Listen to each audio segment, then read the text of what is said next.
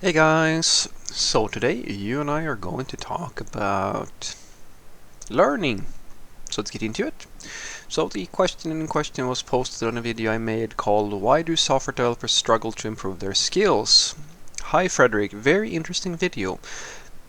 I was always under the impression that there was a correlation between years spent as a professional software developer and skill. I was sadly mistaken. I could shoot back to that. I make the claim that most software developers don't progress their skills a lot after the first 5 years. That's basically the thing that they are latching onto here.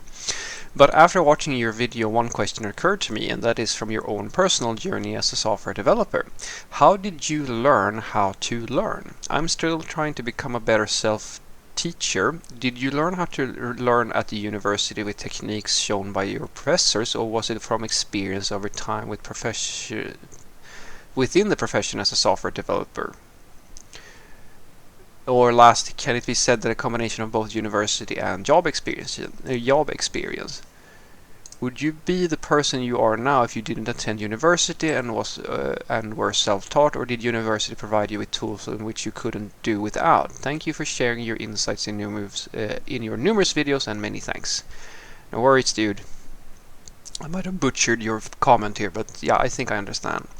So the way that I learned how to learn by myself, I didn't get that from I didn't really get anything from university to do that. It's something that I figured out myself, and that has to do with sort of a bit of personal reflection.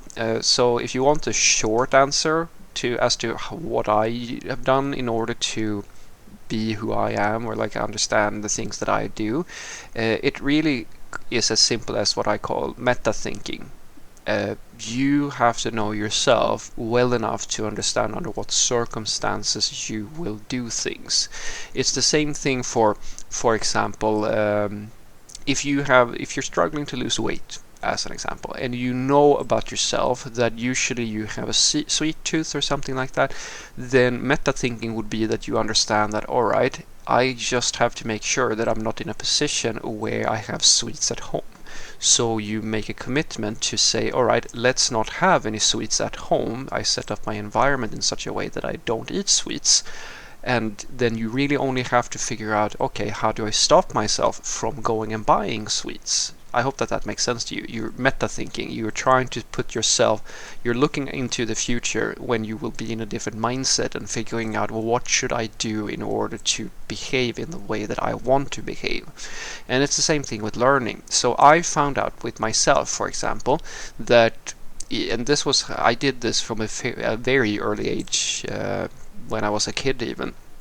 I found out that the best way for me to learn is to watch somebody else do the thing that I want to do, and then copy it, and try to copy it. It's similar to how a child tries to learn how to speak, right? You don't really know what you're saying per se, but you're just trying to make this words sound the same as mom or dad or whoever, right?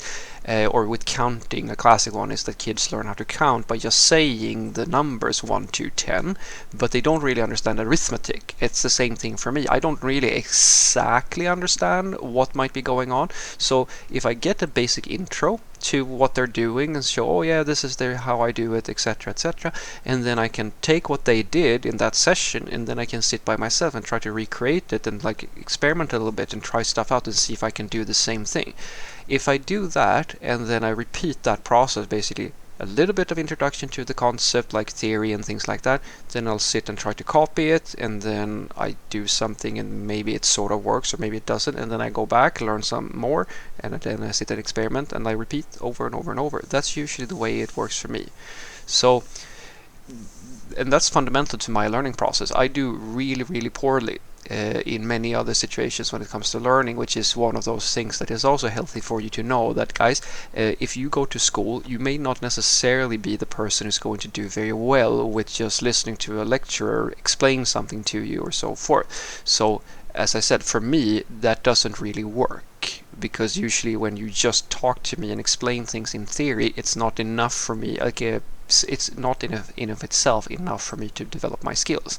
So I figured out that, all right, That's why I love the internet. Like, this is a godsend for people like me who really like to learn things, because you have all this amazing content that people create, like tutorial videos or example projects, or you have articles. Like, it's a smorgasbord of learning opportunities that fit very well with me.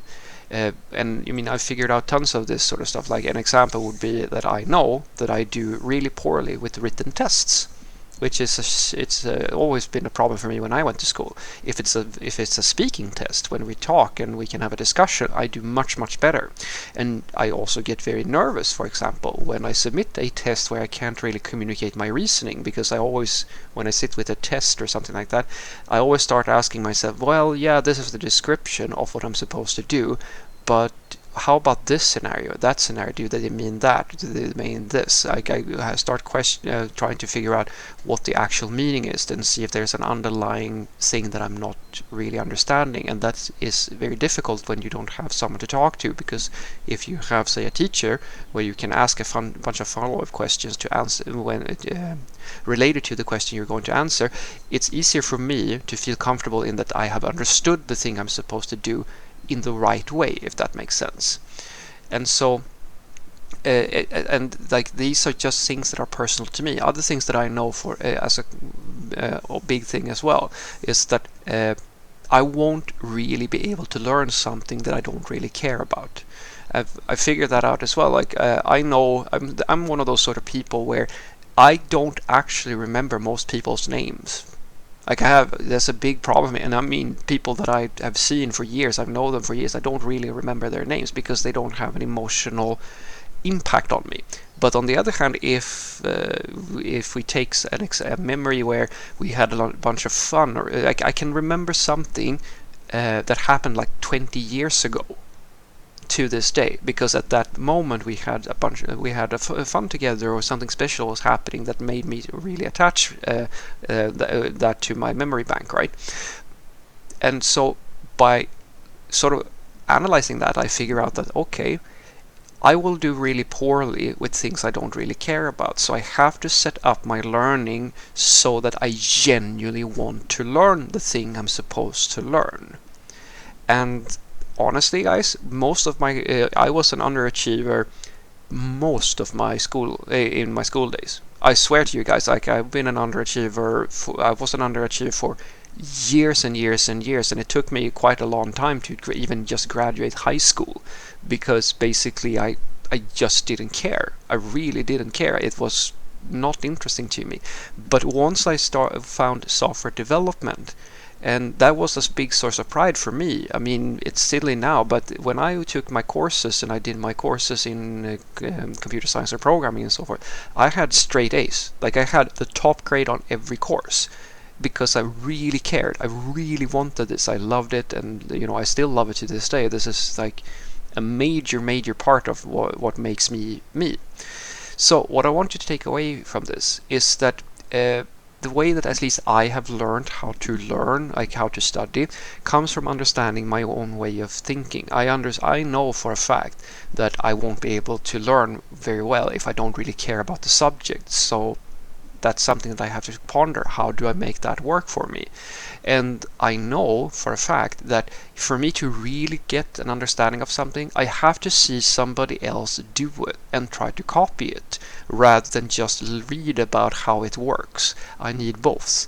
And by understanding the way that I usually do well, I can structure my learning process so that I can do these things. A classic example is the way that I learned programming is actually very simple. I looked at a tutorial. I have watched hundreds of tutorials. I've said this in other videos as well, guys. If you watch different people do the same thing and read different articles for the same thing, you will start to see a pattern in how people do it.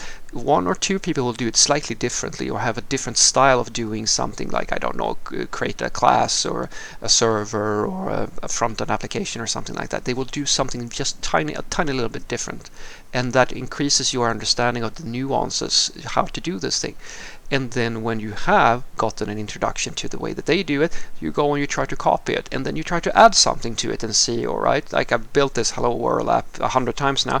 let's see if we can make something a little bit different. Let's see if we can add a feature that they didn't do, and see if I can find someone who's trying to do that thing, and I watch someone do that thing, and I see, okay, so they're doing it this way, and then I go, okay, if I do this, does it work the same way for me? That's the way that I figured out that I learned the best, by having someone show me the answer basically to the thing that I'm trying to make, and then I go and copy it. And if I can do that, I learn really, really well. But I do really, really poorly in just having someone tell me, build this thing, and here is, a basic description of the theory. That's what I suggest that you do. This works, at least for me. Have a great day.